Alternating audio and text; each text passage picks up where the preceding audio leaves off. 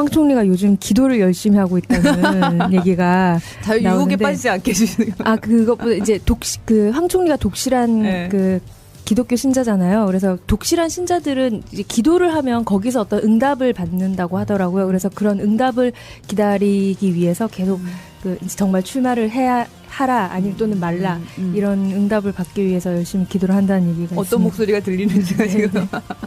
지지도 대선 주자 지지도를 조사를 했는데 문재인 전 대표가 26.1%로 1위를 기록했고요. 그다음에 황교안 총리가 12.2%로 2위, 안희정 충남지사가 11.1%에서 3위, 그다음에 안철수 전 국민의당 대표가 9.3%로 뒤를 이었어요. 그러니까 결국 그러니까 이거 JTBC 보도를 그러니까 이제 정확한 조사라는 것을 전제로 해서 보면, 그러니까 문재인 대표 조금 빠졌는데 어쨌든 황교안 총리가 많이 올라갔고, 그다음에 안희정 지사가 올라갔다. 이제 이게 그런 흐름인 거죠. 그러니까 한번 저희도 이제 여론조사를 주말에 한번 해보면서 확인을 한번 해봐야겠는데요.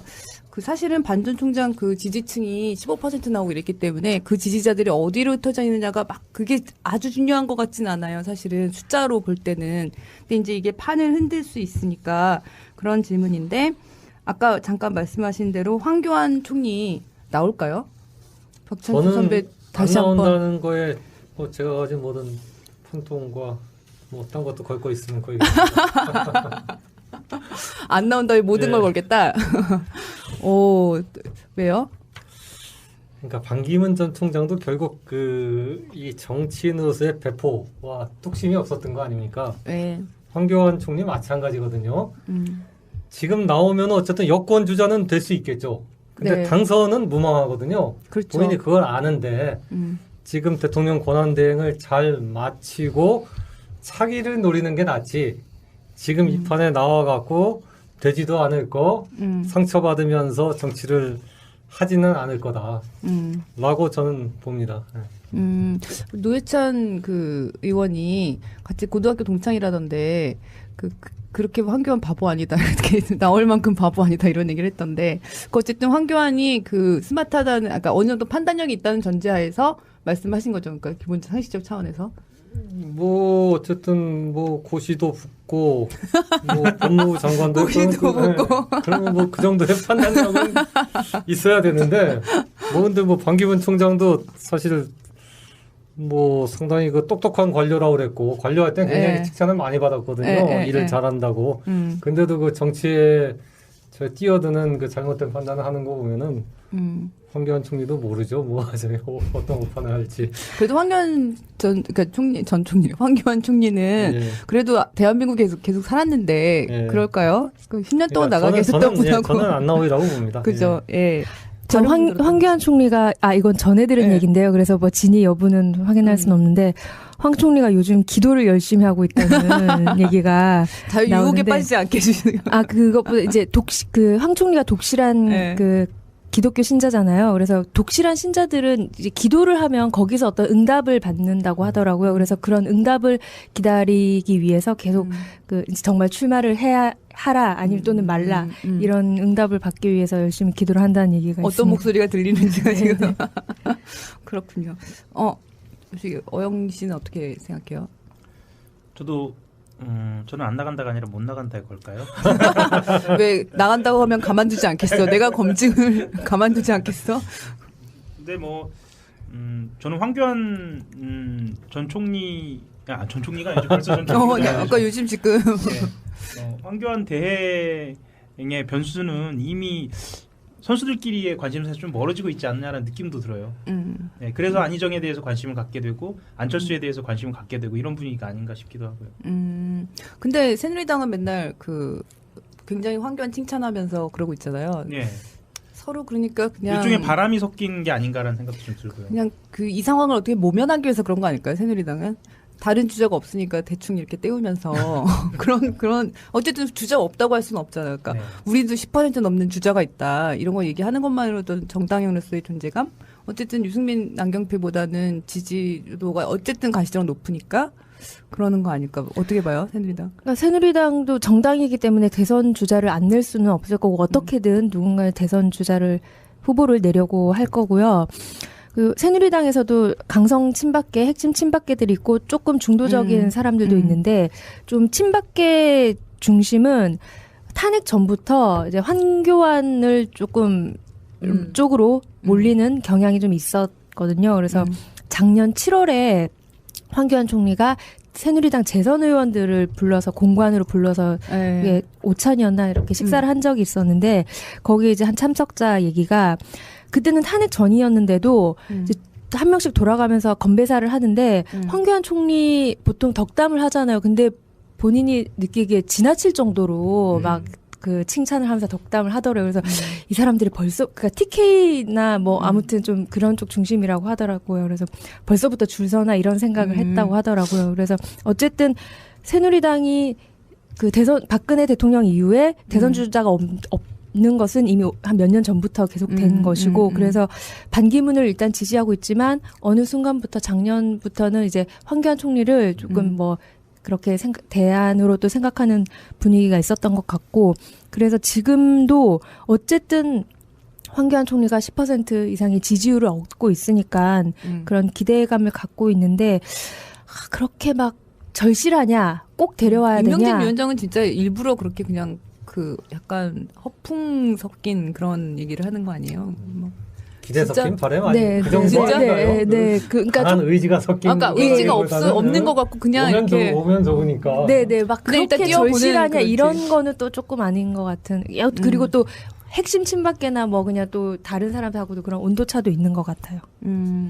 네, 그래가지고 그것 때문에 진짜 좀 신경을 쓰고 있구나 이런 생각이 들었고 그러니까 지금 분위기가 어제 그러니까 2월 1일자 조선일보 사설을 보니까 황교안 총리에 대해서 좀 출마할 자유가 있다 이러면서 이제 나오더라도 뭐 탄핵 전까지는 그 국정에 충실하라. 그 탄핵 전에 나오는 건 좀 뭐 그렇지 않으니까. 그래서 약간 좀 미묘한 그런 입장을 보였는데 오늘 이제 유승민 의원은 나올 거면 빨리 나와라. 이제 이렇게 얘기를 어떻게 보면 그게 더 상식적인 말이죠. 그렇게 해서 좀 황교안을 띄우는 그런 분위기나 이런 것에 대해서 조금 민감해하고 예의주시하고 이런 분위기가 느껴졌어요.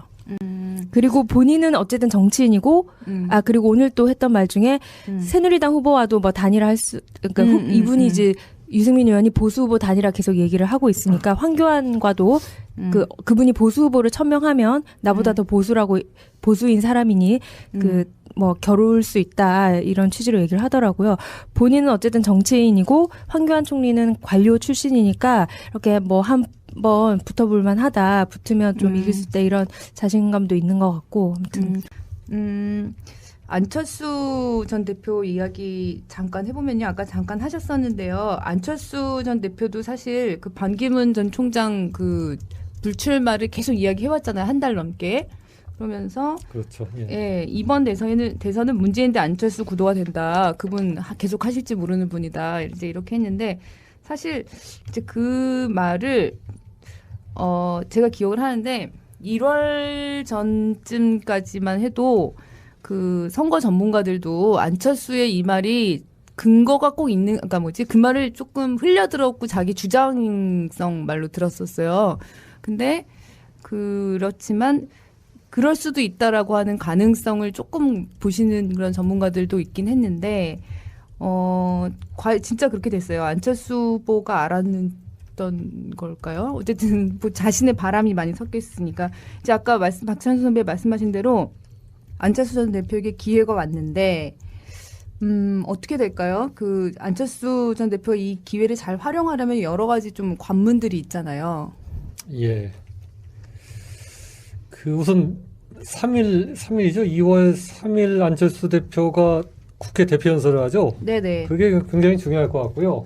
어쨌든 지금 상황을 보면 사실은 탄핵 정국부터 지금까지 안철수 대표는 상당히 일관된 입장을 갖고 일관된 메시지를 던져왔습니다. 그런데 그렇죠. 국민의당의 이제 호남 의원들이 오히려 안철수 대표는 다른 얘기를 함으로써 혼선을 같이 주었죠. 그 혼선과 같이 좀 도매금으로 그 젊은 층과 야권 지지자들의 지지를 잃은 측면들이 있거든요. 그러니까 그렇죠. 개인으로서 좀 안타까운 측면이 있을 거예요. 그래갖고 지금은 특히 이제 젊은 층에서는 안철수 대표가 무슨 얘기를 하든 간에 그 메시지를 아예 들으려고 하지 않는 얘기를 해도 별로 이렇게 먹혀들지가 않는 거죠.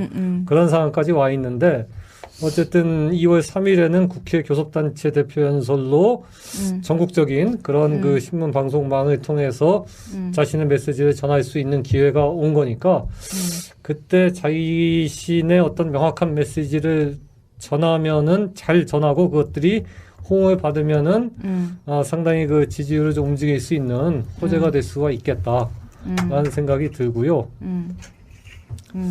이제 첫 번째 시험이 굉장히 가까이 있죠. 예, 그러니까 바로 온 거죠. 첫 번째 네. 시험이. 그리고 네. 사실은 뭐 기회가 그렇게 많지는 않을 것 같습니다. 안철수 대표에게도. 6일이군요, 6일. 그러니까 새누리당 2월 6일인가요? 예, 2월 6일. 예, 네네. 예.